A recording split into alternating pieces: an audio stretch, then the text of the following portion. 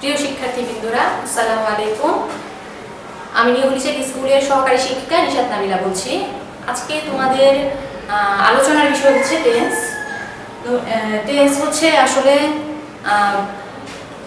এটা বলা হয় ইংলিশের গ্রামারের মাদার। কেমন? টেন্স অর্থ হচ্ছে কাল বা সময়।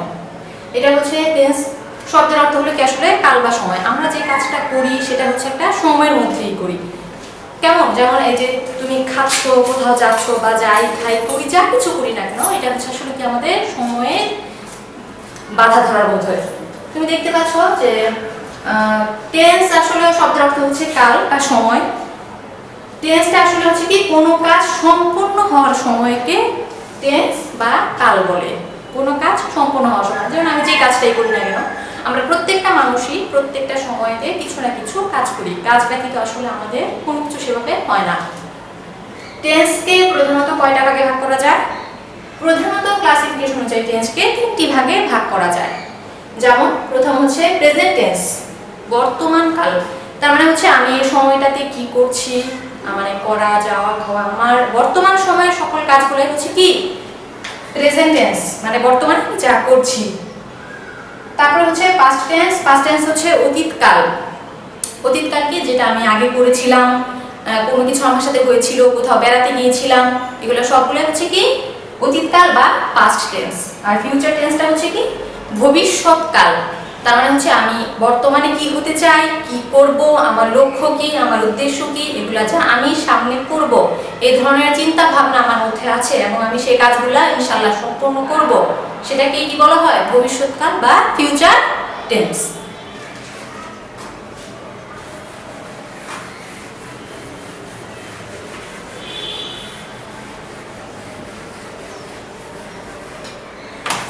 আমি প্রেজেন্ট টেন্সটাকে নিয়ে তোমার সাথে আলোচনা করছি তোমাদের সাথে।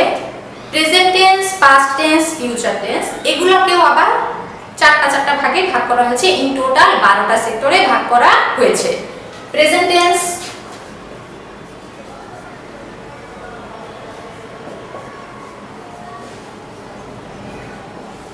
প্রেজেন্ট টেন্স হচ্ছে মূলত কি বর্তমান সময়ে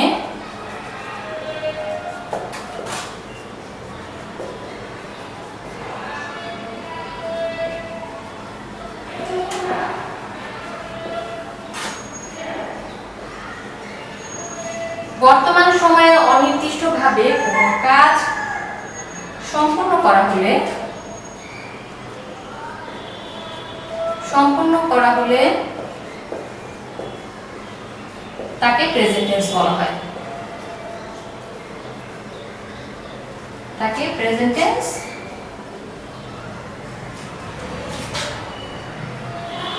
বলা হয়। কেমন? বর্তমান সময়ে অনির্দিষ্টভাবে কোনো কাজ সম্পন্ন করা হলে তাকে প্রেজেন্ট টেন্স বলা হয়। যেমন एग्जांपल যদি আমরা দিই, আমরা খুব সিম্পল যে एग्जांपलটা সবাই অ্যাজ ইউজুয়াল ইউজ করি, যেমন I eat rice, they play football.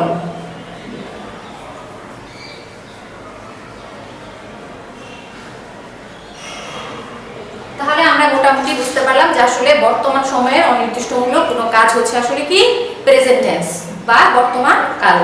আচ্ছা, এটাকে যে আবার চারটা ভাগে ভাগ করা হয়েছে সেটা সম্পর্কে একটু আলোচনা করি। তোমাদের সাজেশন বেসে বলা হয়েছে যে অ্যাকচুয়ালি প্রত্যেকটা টেন্সের গঠন প্রণালী ভালোভাবে শিখতে হবে। তার মানে হচ্ছে প্রত্যেকটা স্ট্রাকচারগুলো ভালোভাবে আয়ত্ত করতে হবে। প্রেজেন্ট টেন্সকে আবার চারটা ভাগে ভাগ করা হয়েছে, সেটা হচ্ছে যে present,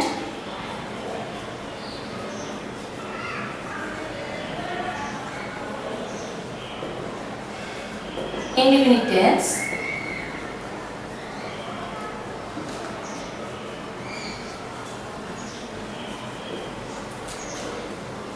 present continuous tense,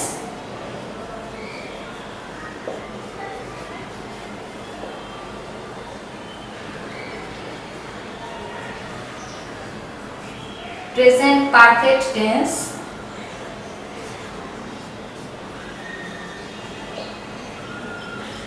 present perfect continuous tense।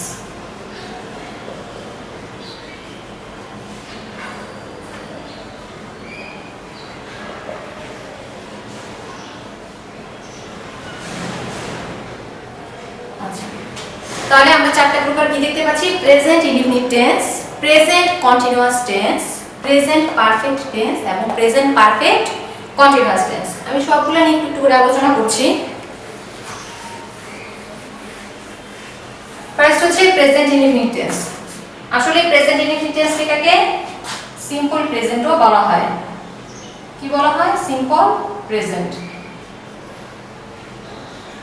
Present indefinite টেন্সটার আরেক নাম হচ্ছে সিম্পল প্রেজেন্ট টেন্স। এটা হচ্ছে সাধারণত কি, এটাও ঠিক ওরকম যে আমরা বর্তমান সময়ে যে কাজটা অনির্দিষ্টভাবে করছি সেটাই হচ্ছে আসলে কি প্রেজেন্ট ইনডিফিনিট টেন্স। তাহলে এই প্রেজেন্ট ইনডিফিনিট টেন্সে দেখা যাচ্ছে কি আমাদের ভার্বের ব্যবহার করার ক্ষেত্রে এই প্রেজেন্ট ইনডিফিনিট টেন্সে একটা বিশেষ গুরুত্ব দিতে হয়। কেননা আমরা জানি পারসন হচ্ছে তিন প্রকার, ফার্স্ট পারসন মানে first person, second person, third person. এখন দেখা যাচ্ছে যে আমি যখন আই, উই, ইউ এগুলো ব্যবহার করি তখন দেখা যাচ্ছে যে এগুলোর পরে যে ভার্বগুলো বসে সেগুলো অ্যাজ ইউজুয়াল প্রেজেন্ট ইনডিফিনিট টেন্সেই সরাসরি বসে যায়। এখানে কোনো পরিবর্তন বা কোনো কিছু সংযোজন বা বিয়োজন করার প্রয়োজন পড়ে না। যেমন আমি উদাহরণ দিই, I read a book. You write a letter. You write a letter. We finish our homework. আচ্ছা, তাহলে দেখা যাচ্ছে কি আসলে ফার্স্ট পারসন হচ্ছে প্রথম ব্যক্তি যিনি কথা বলছেন যে আই রিড এ বুক। তাহলে দ্বিতীয় ব্যক্তি হচ্ছে ইউ রাইট এ লেটার। কেমন? আর ফার্স্ট পারসনের প্লুরাল কেস হচ্ছে উই ফিনিশ আওয়ার হোমওয়ার্ক। তাহলে এই ক্ষেত্রে দেখা যাচ্ছে ভার্বের ব্যবহারের ক্ষেত্রে আসলে কোনো কিছু সংযোজন বা বিয়োজন করার প্রয়োজন পড়ে নাই। তবে থার্ড পারসনের ক্ষেত্রে কিছু কথা আছে যেটা নিয়ে আমি আলোচনা করব।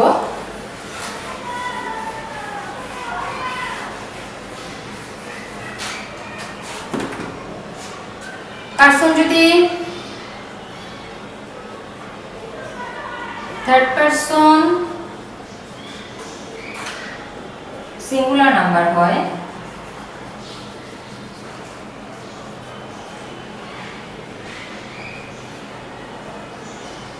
তবে অবশ্যই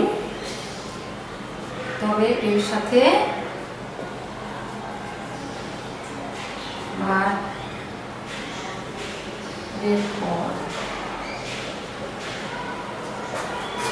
এস বা ইএস যুক্ত করতে হয়।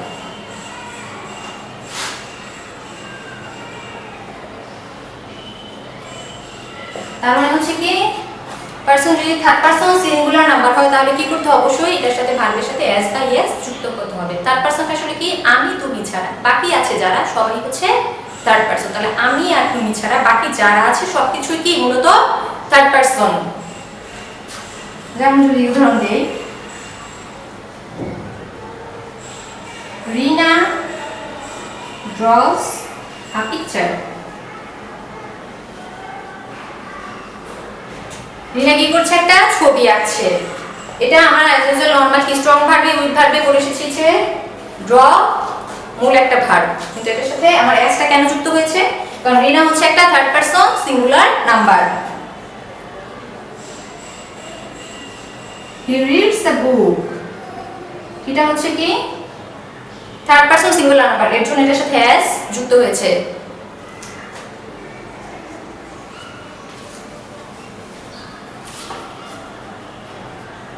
We finishes our homework. এখানে yes কেন যুক্ত করেছি? কারণ সরি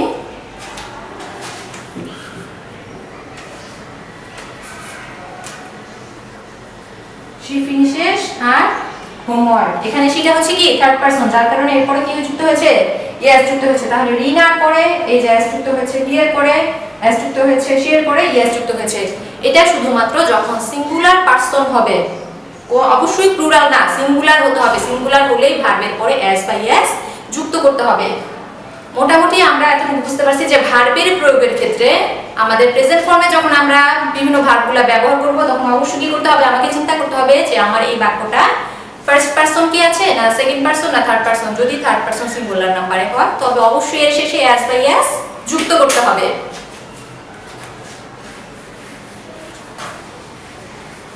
প্রেজেন্ট ইনডিফিনিট টেন্সের স্ট্রাকচারটা আমি দিচ্ছি।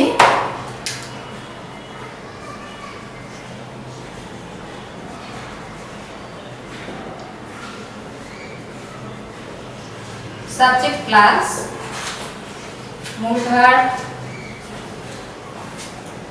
Plus object. আচ্ছা, সাবজেক্ট প্লাস মূল ভার্ব প্লাস অবজেক্ট। এখন একটা এই অনুযায়ী एग्जांपल দেই। You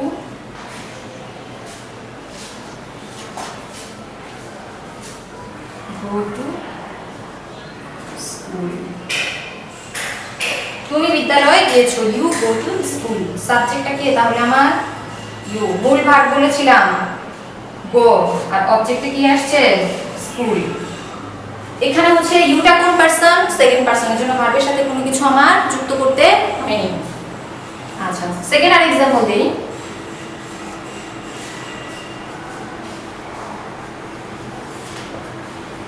He writes a letter. আচ্ছা, he writes a letter, এখানে সাবজেক্ট হচ্ছে হি, তবে এখানে পার্থক্য হচ্ছে আমি ভার্বের সাথে একটা কি যুক্ত করেছি অ্যাস যুক্ত করেছি। কেন? কারণ আমি মাত্রই আলোচনা করেছি যে সাবজেক্ট যদি থার্ড পারসন সিঙ্গুলার নাম্বার হয় তাহলে এরপরে অ্যাস বাই অ্যাস যুক্ত করতে হয়। যেহেতু প্রথম উদাহরণটাতে সাবজেক্ট ছিল সেকেন্ড পারসন, কিন্তু দ্বিতীয় উদাহরণটাতে সাবজেক্ট হচ্ছে থার্ড পারসন, আর এর জন্য আমার ভার্বের সাথে কি যুক্ত করতে হয়েছে একটা অ্যাস যুক্ত করতে হয়েছে। সুতরাং হি রাইটস এ লেটার, এটা হচ্ছে আমাদের কি সিম্পল প্রেজেন্ট টেন্সের একটা স্ট্রাকচার। আর উদাহরণ হচ্ছে I am student, I M a student. অনেকে কনফিউজড হয় যে am is R was are, এরপর সাধারণত কি হচ্ছে আমার অনেক সময় দেখা যাচ্ছে যে am is R was are টা আমি কন্টিনিউয়াসলি ইউজ করি, কিন্তু আসলে যখন আমি এটাকে শুধুমাত্র ও স্বাভাবিকভাবে সাধারণভাবে একা এখানে বাক্যের মধ্যে ব্যবহার করা হয় তখন হচ্ছে শুধু মূল ভার্ব হিসেবে কাজ করে, তখন কোনো অক্সিলারি ভার্ব হিসেবে কাজ করে না। সুতরাং খেয়াল রাখতে হবে যে অবশ্যই এই বাক্যগুলো হচ্ছে কি আমার সিম্পল প্রেজেন্ট টেন্স। কেমন?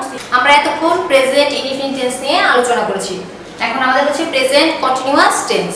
আচ্ছা, প্রেজেন্ট কন্টিনিউয়াস টেন্স, কন্টিনিউয়াস বলতে আমরা আসলে কি বুঝি? যেটা হচ্ছে চলমান, তার মানে হচ্ছে সব সময় চলছে, অবিরাম ভাবে চলছে, সেটাই হচ্ছে কি অ্যাকচুয়ালি কন্টিনিউয়াস। তাহলে যেই কাজটা আসলে আমার বর্তমানে শুরু হয়ে অবিরাম ভাবে চলছে সেটাকে আমরা কি বলি হয় প্রেজেন্ট কন্টিনিউয়াস টেন্স। আচ্ছা, প্রেজেন্ট কন্টিনিউয়াস টেন্সে স্ট্রাকচারটা হচ্ছে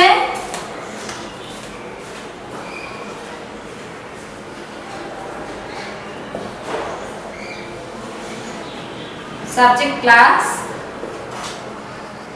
am is are plus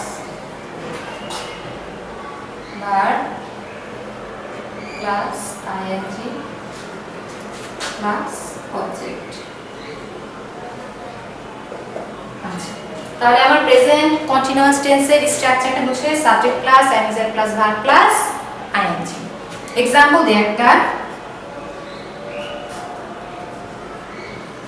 I am reading a book। আচ্ছা, আমি একটি বই পড়ছি, তার মানে হচ্ছে বইটা যে আমি এখনো পড়ছি, কাজটা চলছে, বই পড়াটা স্টপ হয়নি বা আমি থেমে যাইনি, কাজটা চলছে। They are playing football। তাহলে হচ্ছে কি তারা ফুটবল খেলছে, তার মানে এখনো অবিরাম ভাবে তারা খেলে যাচ্ছে, তাদের খেলাটা শেষ হয়নি। তাহলে কন্টিনিউয়াস বলতে হচ্ছে কি আসলে যেটা অবিরাম ভাবে চলতে থাকে। তাহলে আমার কন্টিনিউয়াস টেন্সের এটা কি পেলাম আমরা, যে কাজটা হচ্ছে বর্তমান সময়ে চলতে থাকে অবিরাম ভাবে, সেটাই হচ্ছে কি আমার মূলত প্রেজেন্ট কন্টিনিউয়াস টেন্স। তাহলে বর্তমানে কোন কাজ শুরু হয়ে মানে চলতে থাকা পর্যন্তই হচ্ছে কি আমার কন্টিনিউয়াস টেন্স, এবং সেটার স্ট্রাকচারটা হচ্ছে subject plus am is are plus verb plus ing plus object। Structure example হচ্ছে I am reading a book, they are playing football. আচ্ছা, আমাদের তাহলে কন্টিনিউয়াস টেন্সের একটা মোটামুটি হলো। এখন আমি পারফেক্ট নিয়ে আলোচনা করব।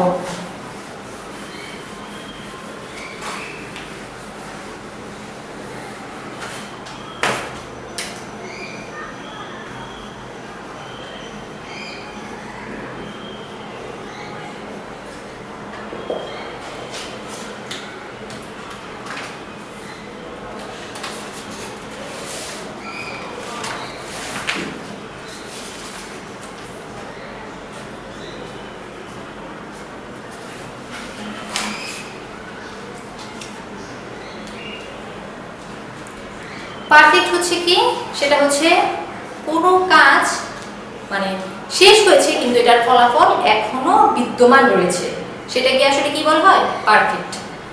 তাহলে দেখা যাচ্ছে কি, আমি যদি পারফেক্টের আলোচনা করি, যেমন আমরা যদি ধরি আমাদের ঐতিহাসিক কোন স্থানের কথা, যে অনেক আগে রাজারা যে ধরনের রাজ দরবারগুলো ছিল, রাজ্যগুলো ছিল, সেগুলো অনেক আগে কি হয়েছিল? নির্মাণ করা হয়েছিল, কিন্তু এখনো কি আমরা তার ফলাফলটা দেখতে পাই? তার মানে সেটা এখনো বিদ্যমান রয়েছে। তারপরে দেখা যাচ্ছে যে তুমি এই মাত্র ভাত খাওয়া শেষ করে উঠেছো, কিন্তু ভাতটা যে তুমি খেয়েছো তার ফলাফল এখনো কি বিদ্যমান রয়েছে। তাহলে কোন একটা কাজ কি হয়? অতীতে শুরু হয়ে এটার এখনো রেজাল্ট এক্সিস্টেন্স থাকে, সেটাকে আসলে কি বলা হয়? Perfect tense. তাহলে আমরা প্রেজেন্ট পারফেক্ট টেন্সটা বলতে আসলে কি বুঝতে পারলাম? যেটা হচ্ছে অতীতে কোনো কাজ শুরু হয়েছে কিন্তু এটার রেজাল্ট এখনো বর্তমান রয়েছে। তুমি কোনো এই মাত্র তোমার হাতের লেখাটা শেষ করেছো, কিন্তু এটার রেজাল্ট কি এখনো বর্তমান রয়েছে। তাহলে এটার স্ট্রাকচারটা আমরা একটু দেখি।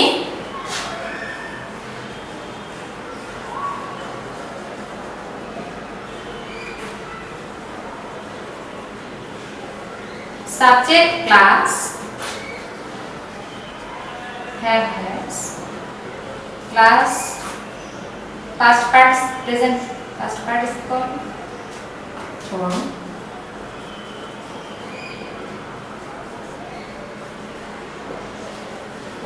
past participle form এর আরেকটা নাম হচ্ছে V3 plus object। Subject class has have plus past participle form plus V3 plus object। আচ্ছা, একটা एग्जांपल দিই। He has done the work। He has done the work। আচ্ছা, তাহলে সে কি করেছে? কাজটি করেছে। এখন যে কাজটা সে করেছে সেটা রেজাল্ট কি এখনো বর্তমান রয়েছে।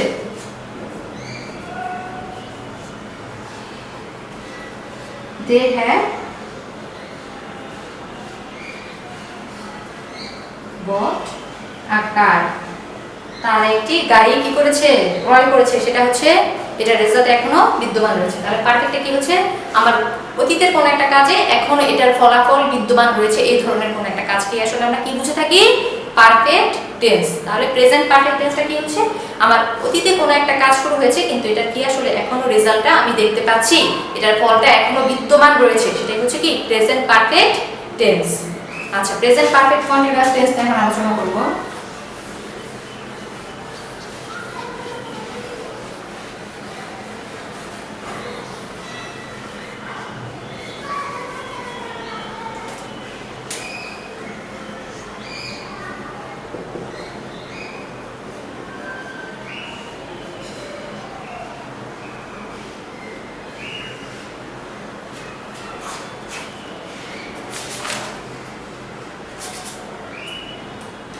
আচ্ছা, প্রেজেন্ট পারফেক্ট টেন্সটা হচ্ছে কি অতীতে কোনো একটা কাজ শুরু হয়ে কি হচ্ছে? চলছে, তো চলছে, এটাই হচ্ছে কি আসলে প্রেজেন্ট পারফেক্ট টেন্স। আসলে ব্যাপার হচ্ছে এরকম, যেমন হয় কি আমাদের দেখা যাচ্ছে মোস্ট অফ দ্য টাইম তোমরা ক্রিকেট অনেক পছন্দ করো। ক্রিকেটের বেলায় কি দেখা যায় যে যেহেতু 50 ওভারের যদি ওয়ানডে ম্যাচ হয়, তাহলে দেখা যাচ্ছে কি সেটা আমরা কি করি যে অনেক আগে শুরু হয় কিন্তু এটা কি থাকে? চলতেই থাকে, তাই না? ব্যাপারটা হচ্ছে এরকম। তাহলে কি হয় যে অতীতে কোনো একটা কাজ শুরু হয়ে এটা চলতে থাকলে সেটা হচ্ছে কি মূলত প্রেজেন্ট পারফেক্ট কন্টিনিউয়াস টেন্স। আচ্ছা, এর স্ট্রাকচারটা কি?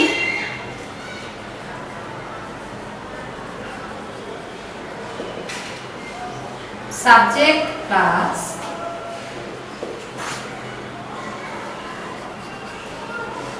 have over has plus plus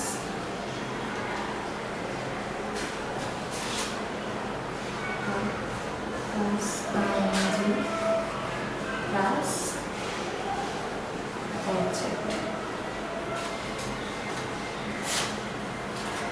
আচ্ছা, সেখানে হচ্ছে তোমার একটা কি অ্যাকচুয়ালি এখানে আমরা একটা সময় ধরে দিই, কেমন? অনেক ক্ষেত্রে অ্যাকচুয়ালি সময়টাকে উল্লেখ করা হয়, আবার অনেক ক্ষেত্রে উল্লেখ করা হয় না। আচ্ছা, एग्जांपलটা কি? তাহলে আমরা স্ট্রাকচারটা কি দেখতে পেলাম? সাবজেক্ট প্লাস হ্যাভ অথবা হ্যাজ প্লাস বি প্লাস ভার্বের সাথে আইএনজি এবং হচ্ছে অবজেক্ট।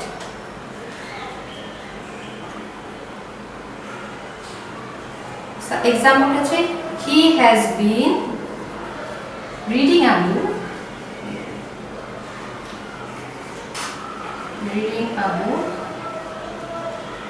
for 2 hours. আচ্ছা, সে কি হচ্ছে সকাল থেকে 2 ঘন্টা যাবত বই পড়ছে। he has been reading a book for 2 hours, তাহলে সে কি করছে 2 ঘন্টা ধরে বইটা পড়ছে। তাহলে বইটা এখন পড়া শুরু করেনি, 2 ঘন্টা যাবত তার বই পড়াটা চলছে। এজন্য কন্টিনিউয়াস মানে হচ্ছে চলমান। আমি এটা হচ্ছে প্রেজেন্ট কন্টিনিউয়াস টেন্স যখন আলোচনা করেছিলাম তখন আমি বলেছিলাম যে কন্টিনিউয়াস মানে হচ্ছে আসলে যেটা চলছে অবিরাম ভাবে। তাহলে he has reading a book for 2 hours, তাহলে হচ্ছে কি সে 2 ঘন্টা যাবত বইটা পড়ছে। এখানে হচ্ছে কোনো স্টপ নাই, সে অবিরাম ভাবে বইটা পড়ে যাচ্ছে। আরেকটু উদাহরণ দেওয়া যেতে পারে, it has been raining since morning. আচ্ছা, it has been raining since morning, তাহলে সকাল হতে বৃষ্টি হচ্ছে। তাহলে সময়টা হচ্ছে কি আমার সকাল থেকে শুরু হয়েছে এবং এটাও এখনো অবিরাম ভাবে চলছে। তাহলে it has been raining since morning, তাহলে এটা হচ্ছে আমাদের আসলে প্রেজেন্ট ইনডিফিনিট টেন্সের যে 4টা গঠন প্রণালী স্ট্রাকচারটা কিভাবে আসছে এবং এটা কিভাবে প্রয়োগ করা হচ্ছে প্রত্যেকটা জিনিস আমি আলাদা আলাদা ভাবে আলোচনা করলাম। তোমরা ইনশাআল্লাহ বাসায় বইটা ভালোভাবে ফলো আপ করবে, তাহলে ইনশাআল্লাহ এটা ব্রেনে আরো ভালো ঢুকবে এবং বাসায় এক্সারসাইজগুলো অনেক বেশি প্র্যাকটিস করবা। আজকে আমি তোমাদের সাথে প্রেজেন্ট টেন্স নিয়ে আলোচনা করেছি। ইনশাআল্লাহ নেক্সট ক্লাসে আমি তোমাদের নিয়ে পাস্ট টেন্স আলোচনা করব। আজকে এই পর্যন্তই, আল্লাহ হাফেজ।